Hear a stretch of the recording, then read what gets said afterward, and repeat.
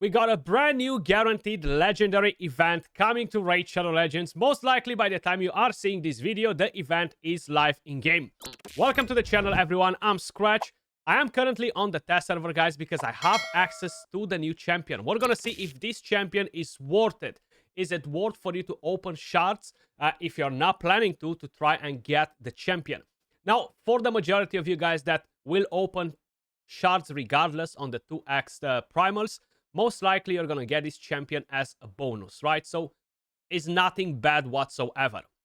Now, let me just quickly see what Belz the Reckoner can actually do. He is a new orc champion, guys, and HP-based champion, Spirit Affinity. He looks pretty badass design-wise. We gotta give it to Plarium. Design-wise, they're always doing an amazing job. Pretty good base stats for the champion. His speed is a bit low, but the HP is pretty good, considering that his damage is based off HP. With A1, attacks one enemy, has a chance to land a defense down for 2 turns, and will ignore 5% of the target's defense for each debuff on them. With A2, attacks an enemy before attacking, steals all buffs from the target. Will repeat the attack against all enemies if the initial target is under a leech debuff. So that's actually pretty interesting. This becomes AoE. I'm not sure exactly how it's coded, but I guess we're going to see what sort of damage he deals. With the A3, attacks all enemies, has a chance to put block buffs and a leech debuff on all enemies for 2 turns, and will fill the champion's turn meter by 5% for each debuff placed by the skill, and the passive will increase his HP and stack for each debuff placed by the champion, which means that he should be dealing more damage, and he has an accuracy aura for all battles. So that's what the champion does. His kit doesn't seem extremely amazing or anything like that, but he seems like a pretty decent champion. Now, the main question, guys, is he better than Ugo, the epic character, right? Ugo brings defense down and block buffs AoE, Leech on the A1, cleanse, so Ugo overall offers you more support. Very curious to see if his damage will compensate and it will put this champion on top of Ugo. If the damage is not good, I really think that Ugo would be a better option in my opinion. Let me quickly show you the multipliers. So if we're gonna head over to the hellhades.com website, guys, we can see the multipliers. So on the A1, he has a 0.22 HP. On the A2, he has a 0.3 on the initial hit, and a 0.25 on the second hit. He is rated as godlike. Doesn't sound that godlike to me, to be honest, in terms of what multipliers he has, but we're gonna find out if he's actually godlike. And the A3 has a 0.27, which is average. Okay, so that's what we have in terms of multipliers. Now, let me just quickly show you the build that I have on the champion. I actually just gave him basically one of the best HP builds that I have on my account. I took it from Narcissus, if I'm not mistaken, and gave it to him. That's why he's in stone skin. He doesn't really need a stone skin, but I will do a couple of fights in arena as well to see how he performs in there. I don't have a blessing on him at the moment, but I can add a 5-star blessing. So we're gonna see what damage he deals without. Then I'm gonna add the blessing so you guys get an idea. These are his total stats: 100k HP, 3.3k defense, 250 speed, full crit, 262 crit damage, 246 accuracy. Masteries, we have the following. We have offense and support, Helm Smasher as tier 6, and because he brings defense down with the A1, I decided to give him Sniper instead to increase the chance to land that, and we have Master Hexer. In my opinion, he's mainly a PvE champion, that's why I haven't really went with PvP masteries, so I haven't got kill streak or anything like that. But let's quickly see what sort of damage he can do, and of course have a look at his multiplier. So we're gonna head over to the Dragon's Lair, and I'm gonna go to normal because I don't have that much confidence in his multipliers. Stage 23, and let's see what this bad boy can actually do. We're gonna have defense down, we're gonna have the weaken, let's put some buffs in there because why not? It doesn't really matter anyway. So only one champion got resisted. Of course, we will open with A3 to land the leech, so we make the A2 AoE. Let's have a look at the animation as well. Okay, animation is nothing spectacular. I'm pretty convinced we have different champions in game that have similar stuff. The damage is weak sauce. So this is stage 23 normal mode. with a build like this, a good champion will one-shot this. If I'm bringing in Magnar in here, Magnar will absolutely put these champions to sleep, okay? Let's quickly check the A2. So he got the Thermitter because he landed 10 debuffs, 50% Thermitter, which is massive. And right now we can actually go with this skill. Before attacking, steals all buffs from the target. They have no buffs, but then he will repeat the attack against all other enemies under Leech. Everybody has Leech except Renegade, so we're gonna target Renegade with the A2. 267k. It says if you don't kill the enemy, he will repeat it, or why didn't he repeat the attack?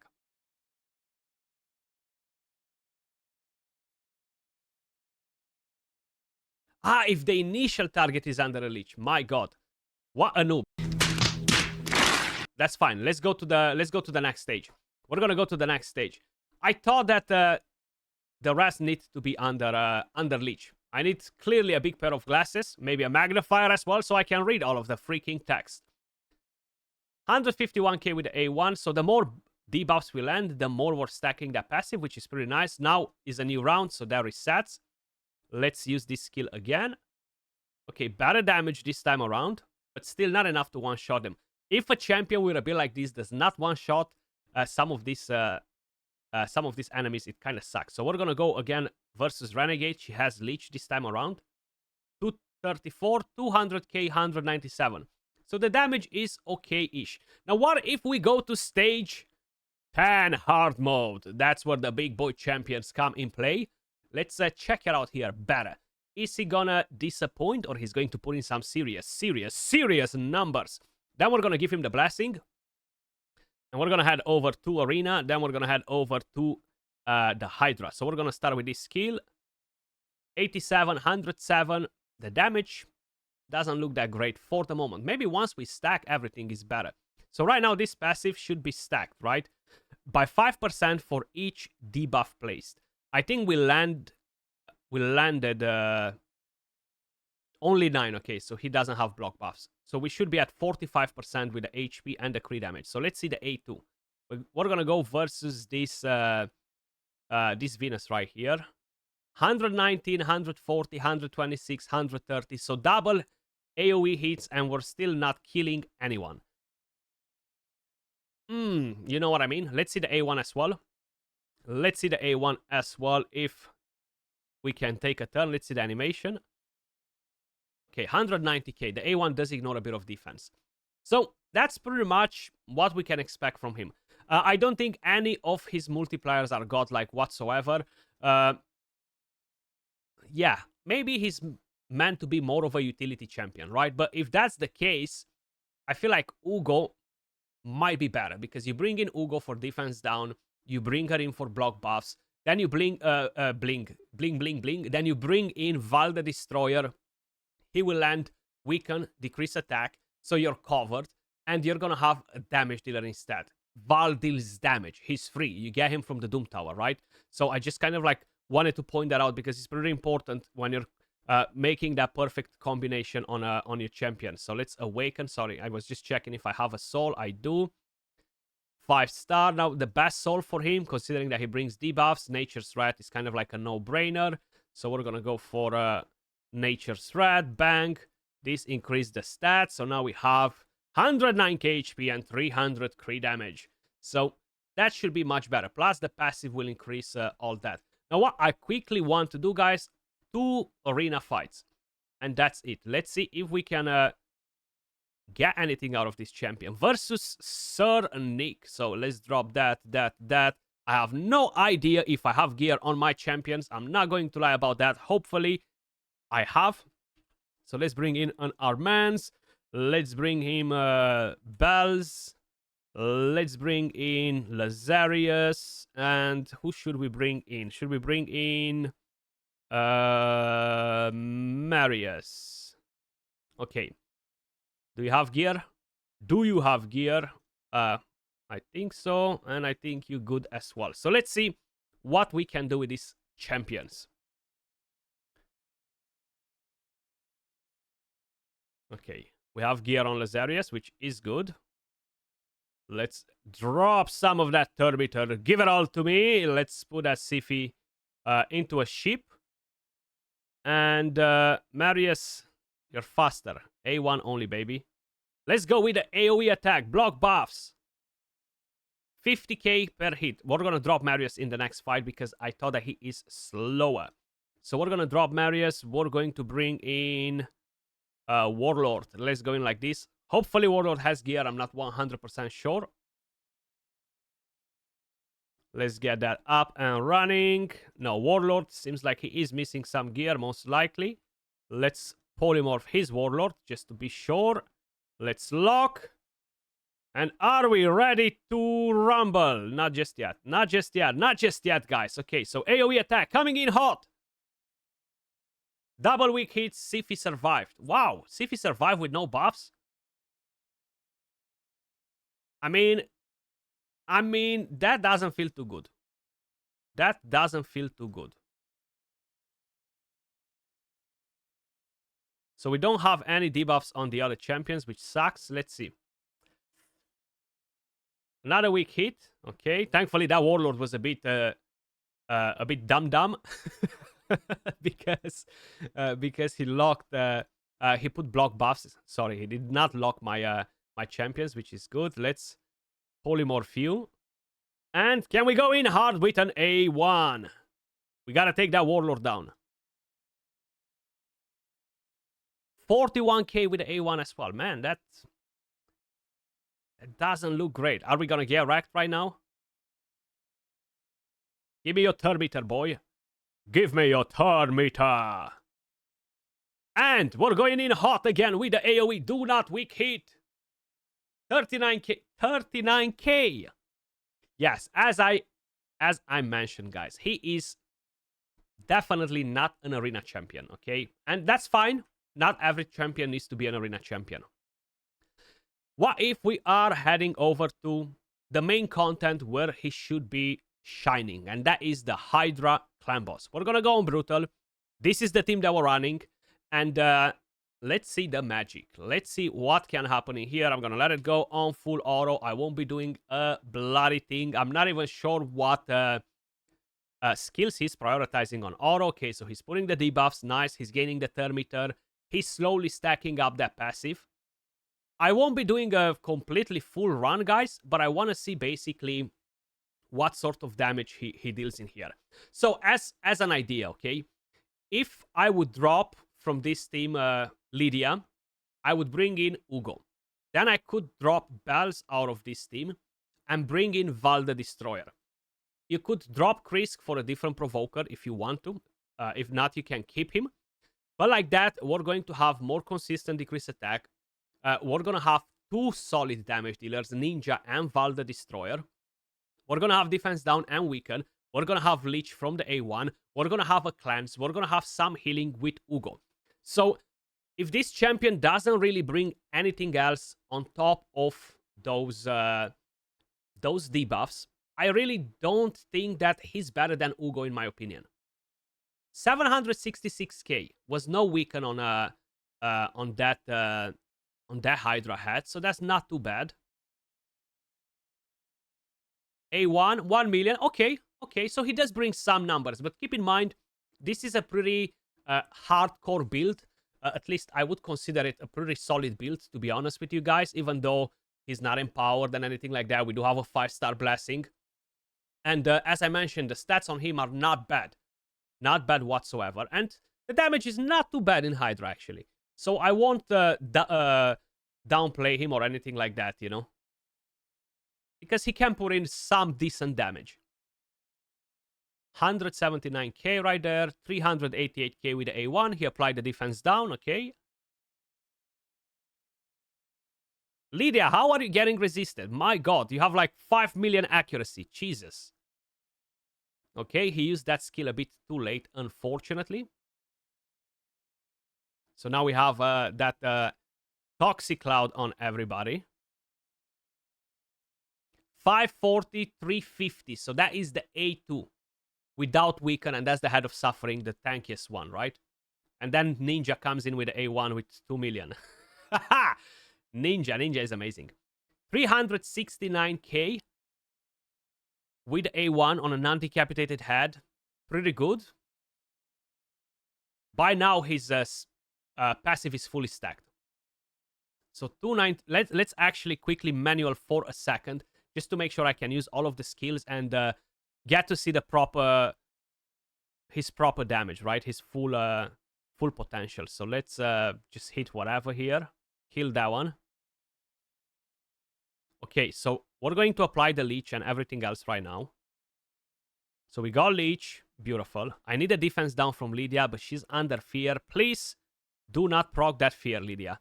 Apply defense. Oh, you don't even have it available. Okay, and you proc fear too. Okay, that had spawned, but we have another one that's decapitated. So let's see for a second right here. So this is not decapitated, but it has the debuff. So let's see the damage. Only defense down on that one. 784, and we got a weak hit on the other one. Damn it. Not the best way to try it, but let's try to do it on manual just for a little bit. Just because I have better control on when I'm using the skills and I'm not letting the dumb AI take the decisions for me. Talking about that, look at the decisions that I just took. A1 with Duchess on that. Bad business. A1 is not too bad, actually, considering that we have no defense down and weaken, though. Okay, let's take this one down. Okay, so we have tons of debuffs. But this head right here is going to spawn in a second. Unless we're killing the head of mischief now. Okay, so we have leech on everybody except the magic heads. Man, that sucks. That really, really sucks. Kill this one, get a thermometer down, but he's probably going to respawn. Yep. Okay. It's a shame that we have two magic heads this time around. Usually, I don't mind the magic heads because I'm usually running characters that are magic affinity. The A1 almost 1 million damage. So let's apply this defense down and weaken. Okay. Let's increase the duration of buff so we don't have ninja kill anybody else. Let's do that on the one that is with shield. Okay, so I don't have leech on anyone, but that's fine. Let's see what damage we deal versus one head with the A2. 1.3 million. Okay, so he can bring some damage. He's not going to be as powerful as the combo that I've told you, Val the Destroyer, Ugo, plus whatever other damage dealer, like a Thor, for example. But he can be pretty useful for mid-game teams. Keep in mind, when you're in mid-game, you're not going to be able to build him with such a good gear. Most likely, you're not going to have a 5-star soul, which is increasing the damage quite a bit on him, right? So I think he's a mid-tier champion, in my opinion. Yes, he does bring the utility, but he doesn't really bring you anything too spectacular out of that. The damage is not like, wow, you know, but it's not too bad either. So let's see, what do we have from this champion, guys? We went into 76 million. We have Ninja with 31.9, and we have Belz with 17.7. So considering that Ninja is +4, 6-star crushing grand, that's a lot of extra damage. Not too bad. Not too bad, to be honest. So decent-ish damage with the build that we have on. And yeah, I still think he's mid-tier. I don't think Ugo would do a better job unless you can bring in a combo with Val the Destroyer and a Thor, for example. But if you don't have the possibility to create such a combo, Belz can easily replace your Ugo. Then you have a different defense down character like a Lydia or something else. And he can provide you with some additional defense down with his A1, guys. But that was all for the video. Let me know your thoughts in the comments down below. Do you think Belz is worth it as a guaranteed champion? I'm going to give you guys my unfiltered opinion. Personally, if I would not summon for the Primal event or for a different event that's taking place, I would not personally invest shards just to get this guaranteed.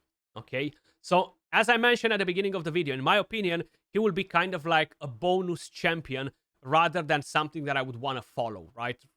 But that's my opinion. I don't think he's worth it unless you're getting him as an extra because you're already opening shards anyway. That was all for the video. Much love. Appreciate all of you guys watching, and I will catch you all in the next one. Peace.